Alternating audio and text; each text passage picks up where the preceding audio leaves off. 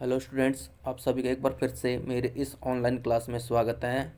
और आज मैं आप लोगों के सामने आरबीएससी के 12th English literature book prudence की एक poem a lecture upon the shadow written by John Donne, जिसका एक्सप्लेनेशन करने जा रहा हूँ।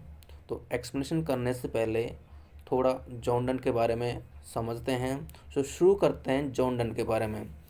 जो जॉन डन थे, जिनका जो जन्म था वो 15 जनवरी 1572 को लंदन में हुआ था। जॉन डन के पिता की मृत्यु तभी हो गई थी जब वो केवल 4 ईयर्स के थे। उनकी मां ने उनका पालन पोषण किया था। और जो जॉन डन थे, वकील या पादरी बनने के उद्देश्य से इन्होंने कॉलेज में एडमिशन ले लिया। सन 1596 ईस्वी में वह जो जॉन डन थे वो अर्ल ऑफ एक्सेस के साथ कैंडीज तथा 1597 में एसोर्स की समुद्री यात्रा पर चले गए थे। अब आगे की, जॉन डन एक इंग्लिश पोइट होने के साथ साथ एक स्कॉलर भी थे, सोल्जर एंड सेक्रेटरी भी थे। इनका जो जन्म था वो कैथोलिक फैमिली में हुआ था। और बाद में जब जॉन डन बड़े हुए तो ये चर्च में पादरी भी बन गए थे। उसके बाद जॉन डन लंदन के सेंट पॉल में कैथेड्रल के डीन पोस्ट पर रहे थे, जो कि उनका टाइमिंग था 1621 से 1631। जो जॉन डन थे, उनके जो पोएटिक्स वर्क्स थे वो उनके मेटाफिजिकल और सेंसुअल स्टाइल के नाम से जाने जाते थे, जिसमें इनके sonnets, love poems, religious poems, Latin translation, songs and star, ये सब चीज़ें इसमें शामिल थी। 1602 में इनको अर्थात जॉन डन को ब्रैकनी के संसद का सदस्य भी चुना गया था। जॉन डन की जो कविताएं थी, उनकी जो विषय वस्तु थी वो बहुत ही अलग तरीके की थी। कि कुछ कविताओं की भी जो विषय वस्तुएं थी वो स्त्रियों व प्रेम से संबंधित थी। और उनकी कुछ पोइम्स थी वो ईश्वर तथा डेथ सब्जेक्ट पर लिखी गई थी। और उनकी जो कविताएं थी उनमें अपनी बात को उन्होंने बड़ी एक रहस्यमय तरीके से उन्होंने प्रस्तुत किया है। वो सामान्यतः सरल, स्पष्ट और सीधे साधे तरीके से अपनी बातें नहीं कहते थे। अपनी जो पोएम लिखते, उन पोएम में जो बातें होती थी, उन बातों को वो बड़ी ही एक मिस्टीरियस तरीके से अर्थात एक तोड़ मोड़ करके उनको बताते थे।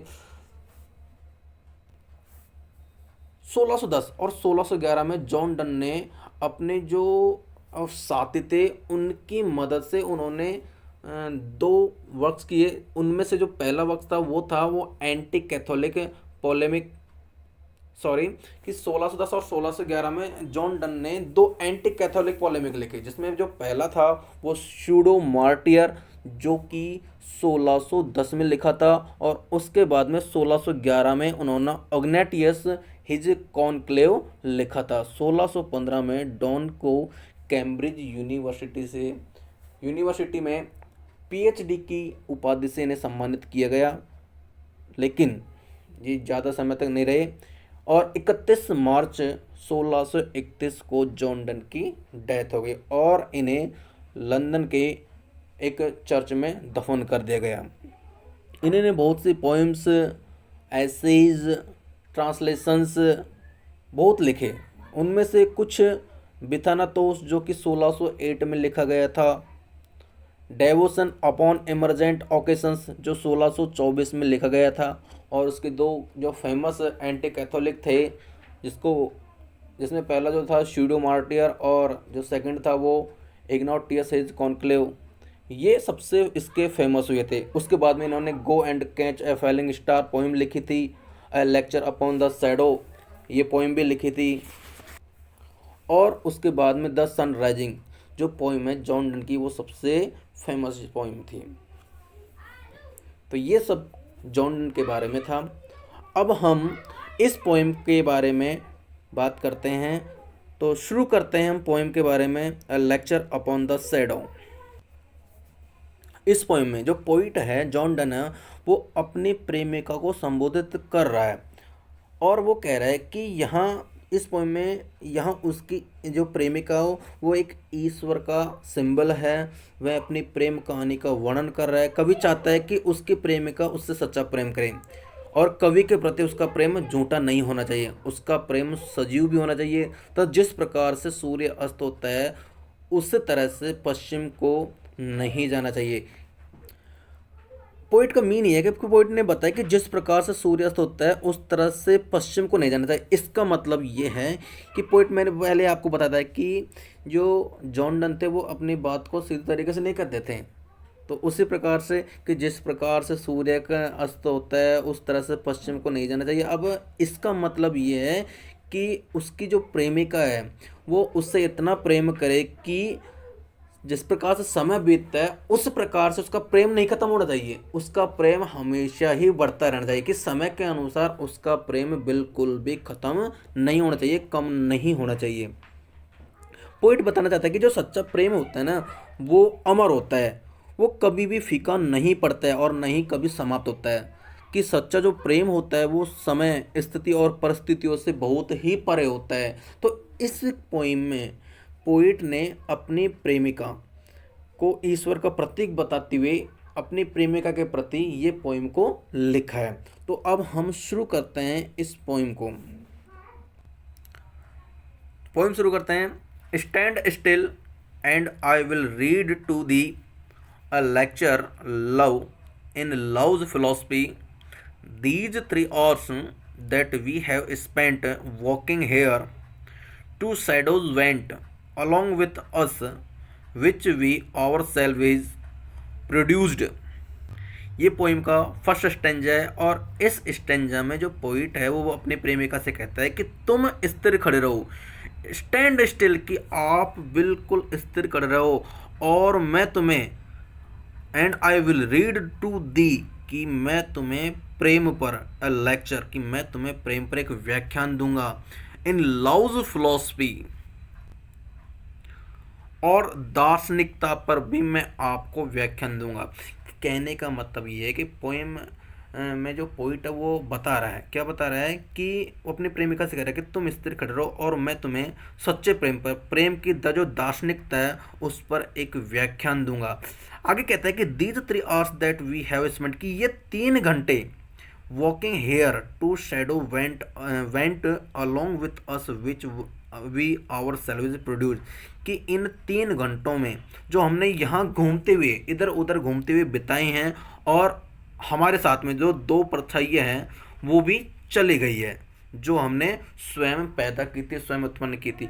पोइट का बताने का मतलब ये है कि हमने मतलब 3 घंटे इधर से उधर बिताए घूमते हुए और 3 घंटों में समय भी बीतता गया। तो सूर्य जब ढला तो परछाई भी चेंज होती रही।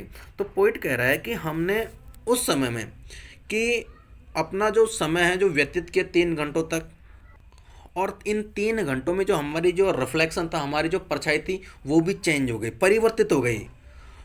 अब पोइट कह रहा है कि ये जो परछाइयाँ है ये ऑटोमेटिक नहीं, ये हमने स्वयं ने पैदा किए, हमने स्वयं ने उत्पन्न किए।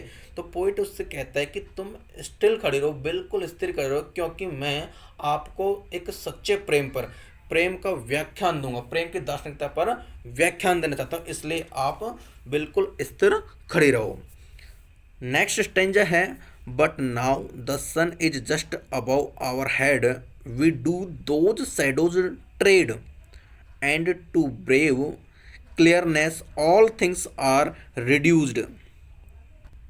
पोइट अपने प्रेमिका से कह रहा है कि लेकिन अब जो सूर्य वो ठीक हमारे सिर के ऊपर है, हम अब उन परछाइयों पर चल रहे हैं जिनको हमने बनाया है।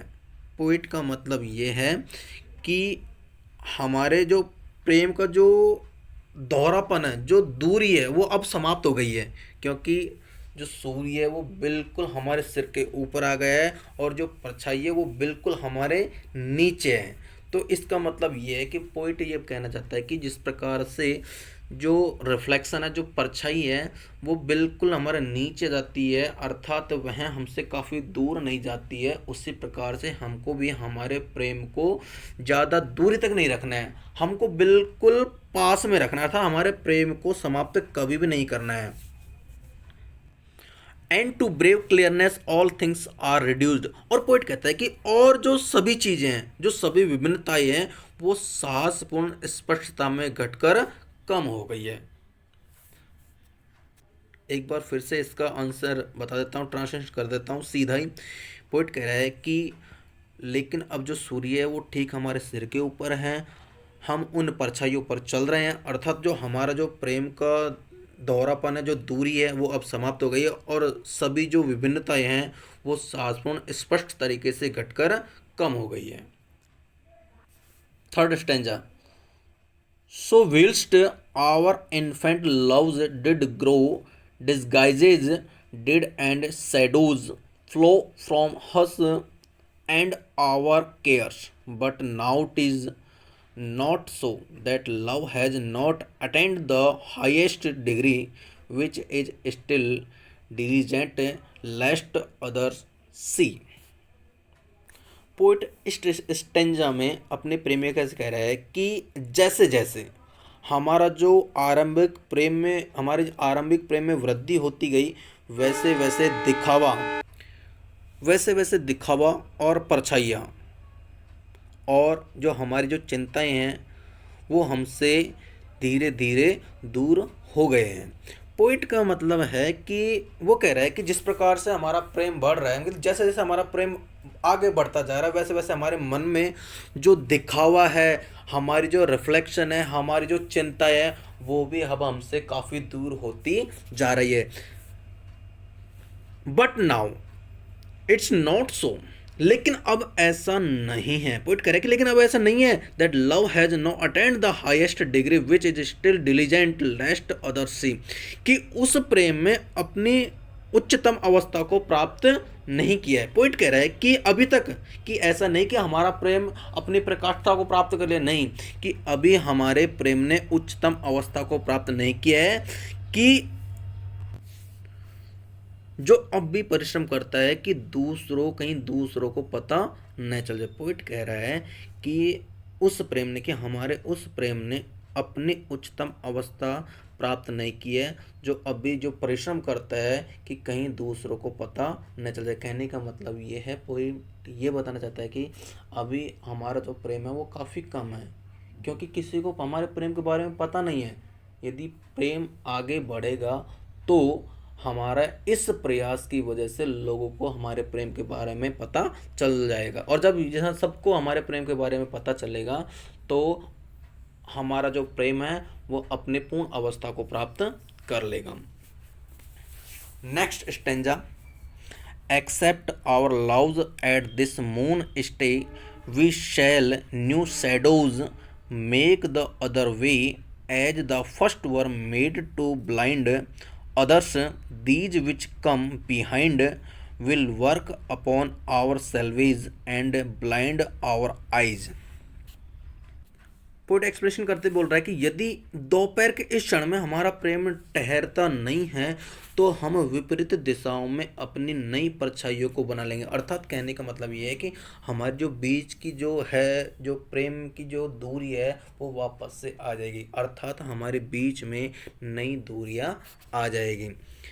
As the first were made to blind, poet कह रहा है कि जिस प्रकार पहले वाली जो परछाई है वो दूसरों को भ्रमित करने के लिए बनी थी, उसी प्रकार से हमारी जो पीछे बने जो परछाई है वो बनने वाली है, वह हम स्वयं को ही भ्रमित कर देती है और हमारी जो आँखों की जो रोशनी है उनको भी वो ब्लाइंड कर देती है। अर्थात हमारे उस प्रेम का जो अपनापन है, उस अपनेपन को भी वह ख़त्म कर देती है। जिस प्रकार से कि जब रिफ्लेक्शन होता है, जब हमारी जो परछाई होती है, जब हमारे पीछे जाती है, जिसको हम देख नहीं पाते हैं, तो उसी प्रकार जो पोइट वो कह रहा है कि वो जब उस कंडीशन में हमारा जो प्रेम होगा वो भी प्रेम भी हमको भ्रमित करता रहेगा। Next stanza. If our loves faint and waste worldly decline, to me thou falsely thine, and I to thee mine actions shall disguise, the morning shadows were away, but these grow longer all the day, but oh love's day is short if love decay. इस stanza में poet हमें बताता है कि यदि हमारा प्रेम कमज़ोर पड़ जाएगा, कि यदि हमारा प्रेम कमज़ोर पड़ जाएगा और युवावस्था के क्षीण होने के साथ साथ कम होता जाएगा, तो जो तुम हो ना, वो मेरे प्रति अपना झूठा व्यवहार प्रदर्शित करोगी और मैं तुम्हारे प्रति अपने कार्यों में झूठा दिखावा करूँगा। पोइट का कहने का मीन ये है कि उस ऊपर के स्टेंजा को इंडिकेट करते हुए कह रहा है कि यदि इस प्रकार से होगा तो हमारा जो लव है, हमारे इन दोनों के बीच में जो प्रेम है वो भी कम पड़ता जाएगा, और उस कंडीशन में तुम भी झूठा दिखावा करोगी और मैं भी आपके सामने झूठा दिखावा करूँगा। आगे जो पोइट है वो कह रहा है, the morning shadows wear away but these grow longer all the day, but O love's day is short if love decay, कि सुबह के समय में बनने वाली जो परछाई है वो समाप्त हो गई थी। अर्थात जो पोइट है वो कहना चाहता है कि हमारे जो प्रेम का जो आरंभ में हमारे बीच की जो दूरी है वो समाप्त हो गई थी, परंतु लेकिन जो दोपहर के समय में जो बनने वाली जो परछाई है वो प्रेम की पूर्ण अवस्था को प्राप्त कर लेती है। कहने का मतलब ये है कि दोपहर के समय में जो परछाई होती है वो बिल्कुल हमारे नीचे होती है, अर्थात हमारे प्रेम के बीच में आई हुई दूरियों को समाप्त कर देती है। सारा दिन और अधिक लंबी होने के बावजूद भी वह जो परछाई होती है ना वो बिल्कुल शॉर्ट हो जाती है। But O love's day is short if love decay, परंतु यदि प्रेम क्षीण होने लगे तो प्रेम का दिन भी बहुत छोटा होता है। पोइट कहता है कि उस कंडीशन में कि जब परछाई जिस प्रकार से छोटी और बड़े हो जाती है, यदि हमारा प्रेम यदि इस प्रकार से होता रहेगा तो हम दोनों ही आपस में एक दूसरे को दिखावा करते रहेंगे, और उस कंडीशन में हमारा जो प्रेम है वो भी धीरे धीरे कम होता रहेगा, और यदि ऐसा होगा तो हमको ऐसा महसूस होगा कि अब दिन भी काफ़ी छोटे होते हैं। Next stanza and last, love is a growing or full constant light and his first minute afternoon is night. Poet कहता है कि प्रेम सदा बढ़ते रहने वाला हो, अथवा कहने का मतलब ये है कि पूर्ण रूप से स्थायी प्रकाश होता है, कि जो प्रेम होता है वो सदा ही बढ़ते रहने वाला प्रकाश के समान होता है, और दोपहर के बाद में उसका जो प्रेम होता है वो एक समाप्ति वाला होता है। अर्थात प्रेम यदि अपनी पूर्णता को प्राप्त नहीं कर पाता है तो वह तुरंत ही समाप्त हो जाता है। प्रेम जो पोइट है उसका कहने का मतलब ये है कि love is a growing or full constant light, कि जिस प्रकार से जब दोपहर होती है तो जो सूर्य होता है वो बिल्कुल तेजी से चमकता रहता है, उसी प्रकार से पोइट कह रहा है कि उसी के समान हमारे प्रेम को हमेशा ही बढ़ते रहना चाहिए, ना कि इवनिंग और नाइट के समान। तो ये सब पोइट ने अपनी प्रेमिका से कहा है जिसको हमने डिस्क्राइब किया। तो आज के लिए इतना ही काफ़ी। धन्यवाद।